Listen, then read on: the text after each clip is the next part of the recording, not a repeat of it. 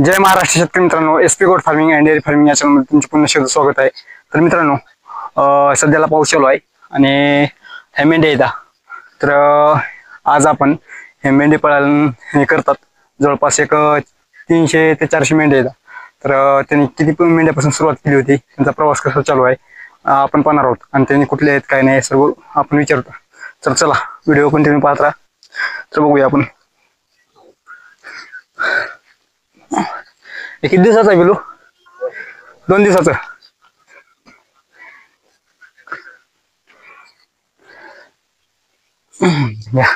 दोन दिले ना.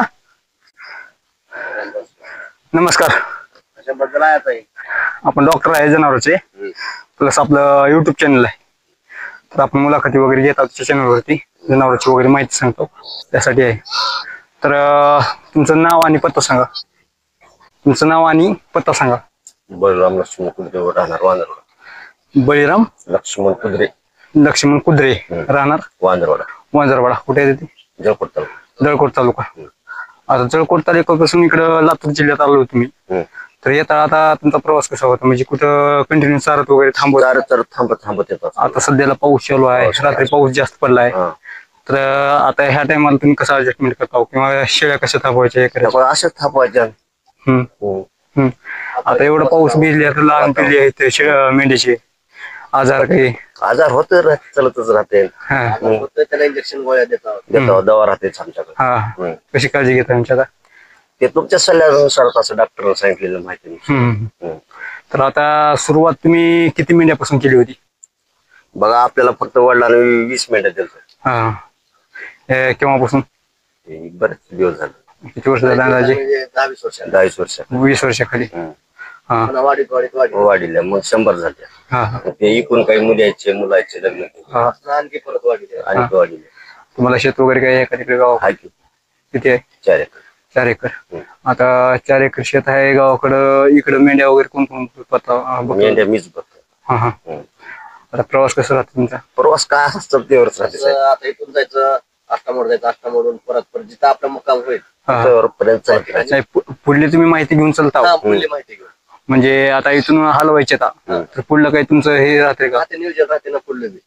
पुढलं म्हणजे जागा कुठं बसा भेटेल आपल्याला, कुठं चांगली जागा आहे हे नियोजन आधीच आहे का काय, त्याच्यामुळे त्याच्यानुसार बसतात.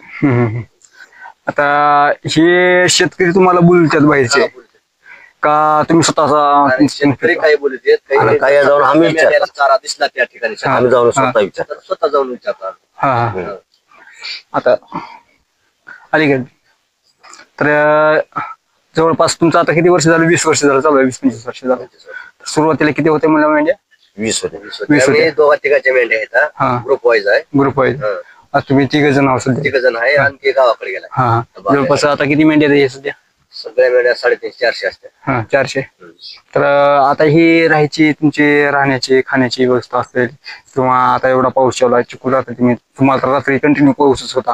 तर त्या टाइमात तुम्ही तुमचं व्यवस्थापन असेल किंवा मीडियाचं व्यवस्थापन असेल, तुम्ही कसं करता? व्यवस्थापन राहते, कारण जनावरांची सोय बघून किंवा आबाळाचं वातावरण बघून आपल्या वावरात बसवायचे का मुरमावर बसवायचे हे बी नियोजन बघता. वातावरण जर असलं, समजा पाऊस जर यायचा असला तर मुरमावर, पाऊस जर यायचा वांदे समजा वावरात बसतात.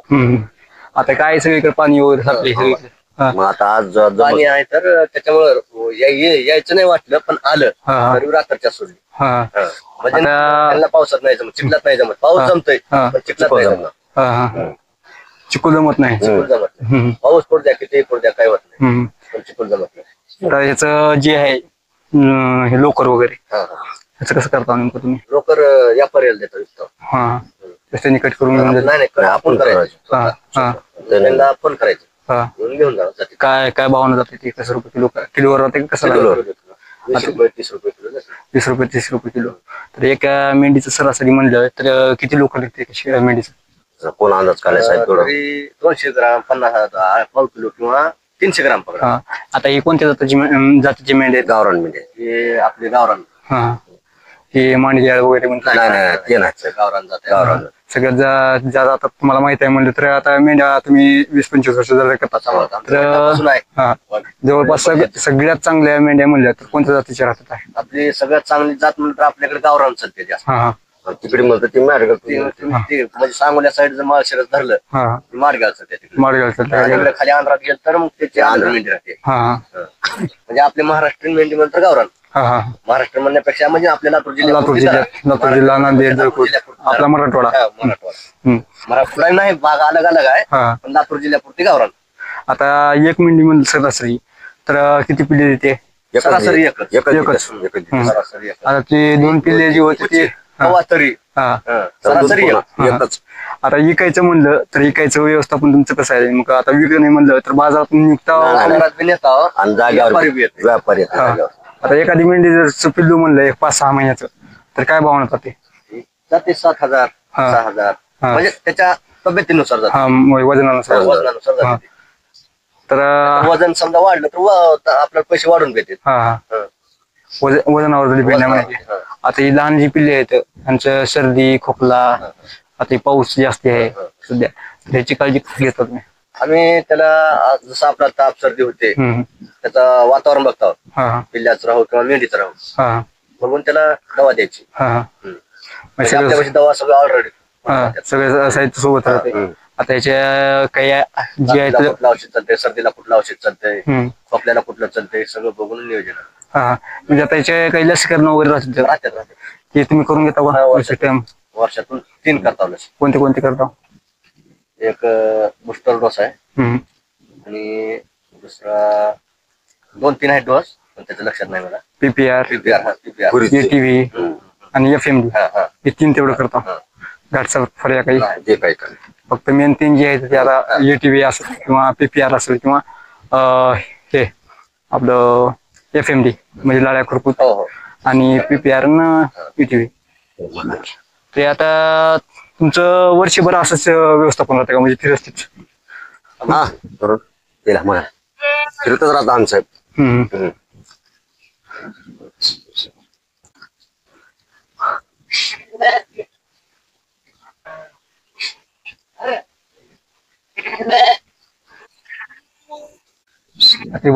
सगळं वज वगैरे वाहून समुद्र घोड्यावर घोड आहे.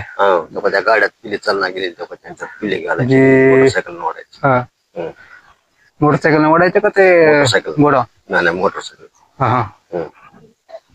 लहान पिढी किती तुमच्याकडे सध्या त्या गाड्या ती गाड्या जी चलत नाहीत वगैरे त्या गाड्यामध्ये 2 दिवसाचे 8 दिवसाचे त्याच्यामध्ये आणि ते त्याला मोटरसायकलचं तुम्ही अडजस्टमेंट पण त्याच्यामध्ये ठेवून ओढायचं. निवड लहान म्हणजे 15 वर्षाच्या आतली पिढी ज्याला चलाय वगैरे ते संगत राहतात सोबत. आता इथं सध्या आता चारायला आता संपलं का आता पुढे जायचं नियोजन आहे का? पण पाऊस पडला आता त्याच्यामुळे पुढे चालू आहे. आता पुढे पण सगळीकडे सध्याला पाऊस आहे ना त्याच्यामुळे रोड न गेलं का निबरान भेटते किंवा आपलं चारा भेटते वावरात कुणाच्या जाता येत नाही काय नाही म्हणून रस्त्याने राहायचं. आता जळकोट म्हणलं तर किती लांब आहे इथून? जवळपास 80-70-80 तरी आम्ही येनगेवाडी चौक आहे काही जळकोटचे काही उदगीरच्या मुक्रांबादचे आहेत म्हणजे ग्रुप वाईज राहतात. ग्रुप वाईज आहे ना.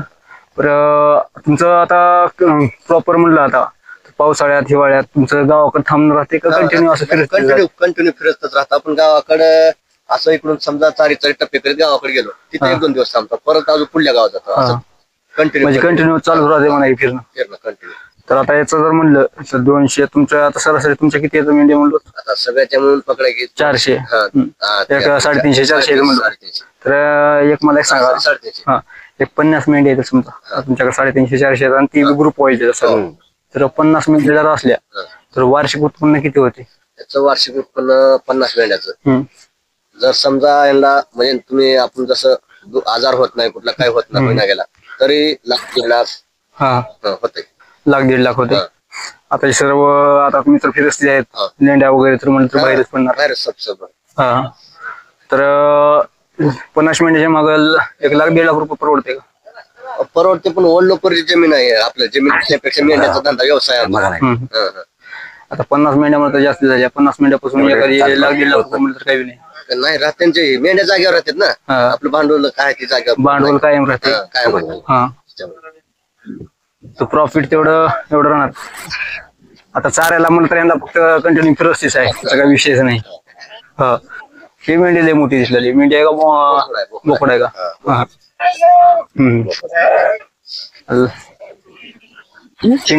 शिंगाळे दिसले आहेत काही नाही. आहेत ते कसा आता ते बोकडासारखं राहते, जसा बोकड तसं पिल्लू पुढं पडतो. हा ते आहे ना. सरासरी एकच पिल्ले देतात म्हणा की. हा सरासरी एक पिल्लू. हा.